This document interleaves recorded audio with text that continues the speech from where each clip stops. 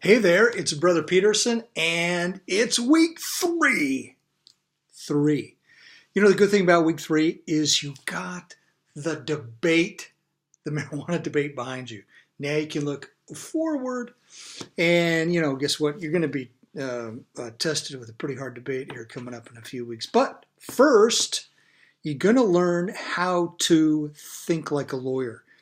And what does that mean, think like a lawyer? Well, one of the things you're going to have to learn is how to Iraq. Iraq. What's Iraq? Well, I'm not talking about Iraq. Here, can you see me right there? Where am I? The handsome one with the great hair. Yeah. So, no, I'm not talking about that Iraq. I'm talking about Iraqing a case. Now, for some of you, this will be the first time you've ever had any chance to read a law case, and it may be kind of a little bit unfamiliar to you. You may have to come up, or you may have to come up to speed on some terms like plaintiff, defendant, and what a court does and so forth. But I think some of the readings that we got for you that will explain how to Iraq a case, I think that'll be helpful. But let me just go over real quickly what I mean by Iraqing a case. Number one, you have the issue. So when you're doing these Iraqs in this week, I want you to take read the case, and it's going to take you a while to read the case.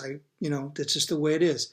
And I want you to take notes on the case, and then you write a paragraph on the issue. What is the issue that the court is looking at, all right? And as the court is identifying the issue, it's going to identify the rules. So what are the rules that it's using? So identify. Some of these cases are going to have more than one rule. So when that happens, guess what? You're going to have a situation where we write maybe Rule 1 or Rule 2. A lot of times these are going to be statutes. Sometimes they may be case law. But a lot of times they're going to refer to statutes like the Stark Law. Okay? The next part is the most important. This is what you go to law school for. Okay? You study the bar to understand the rule, right? But you go to law school to know how to analyze a case. So you apply the rule or you analyze the case. This is where the money is. So your paragraphs talk about, analyzing the issue and the rule and how the court analyzed all that. Beef this one up, okay? Then you come to conclusion. So each one of those issues, you're going to have a conclusion as to how the court ruled in addressing and analyzing when it went through there. All right, now, part of the process here is going to be a little rocky at first, and you may find this not being as easy as some other things that you've done in other classes. But do your best. And then when you post, look at some of the other posts that you see there in your discussion. And you may find some good ideas, and maybe somebody has done what you think is a real good job, and so use that. But once again, if you use the paragraphs, issue, rule, analysis, application, and then a conclusion as separate paragraphs, and discuss what you read in the case, you'll be fine. Okay. But also make sure that you spend some time doing this because it's not easy, okay? Now, word of warning, okay? A few semesters ago, I found a student that had just taken an Iraq that they found online, okay? You don't want to do that. You're not supposed to do that. So just, word of the wise. Make sure it's your own work. Even though it's hard, you'll be a better person for it. And the reason is because you can use this sort of analysis in a lot of ways. Okay, in fact, it's a way to do essay tests. It's a way to analyze a lot of different things, not just law cases. So I think it's a helpful skill, to go through and do all this. All right, now,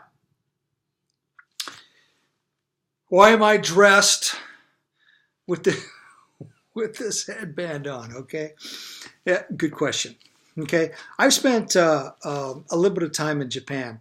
I did not go on a mission there. As you know, I went to a mission in Thailand. Although in the military service, I spent a couple tours in Japan and spent a total of about 6.5 years there. Okay, and I I have a great appreciation for some of the cultural aspects of Japan. And one of the things that I think is interesting, and I think is a positive thing, particularly in a class like this, okay, is to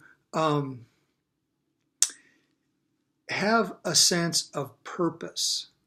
Okay, the Japanese, when they do things, they really have a sense of purpose. When they take on a hobby, for instance, they go all out. Okay, I will go, a lot of times when I was there, I would go running along the river that was close to the base, and people would be out there fishing, and they would go all out. They would have the fancy fishing poles, and they would have the cool hip waders, and they would go all in because for them, it's important to do things right. Okay, so quality and purpose is kind of what I want to mention here. This class is kind of what you put into it, right? If you really take the discussion boards as, it's not that big of a deal, then you're not really going to get much out of the class because that's how this class is organized. Yeah, the quizzes and the readings are very informative, but I think some of the real learning is going to occur when you interact with each other in the discussion boards and the debate boards. So have a purpose and be serious about it and really try to do your best because you will benefit in the long run in this class if you take the discussion boards and the debates serious with a purpose. Okay? Hey, you guys are awesome. BYU Idaho is an awesome university. It is an awesome experience to be able to go to this university and take this class. My class. You're awesome. Talk to you later. Bye.